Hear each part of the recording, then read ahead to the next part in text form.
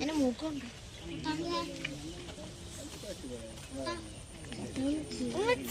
പിടിക്കുന്നു മുതലേനെ നമ്മള്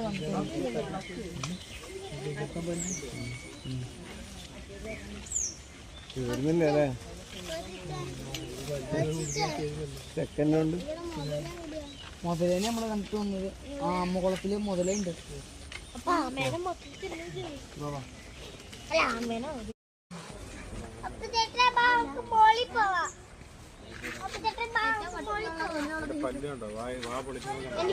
എനിക്കറിയാം രണ്ടെണ്ണല്ലേ ഉള്ളൂ എനിക്കറിയാം ഭയങ്കര കട്ടി അതിന്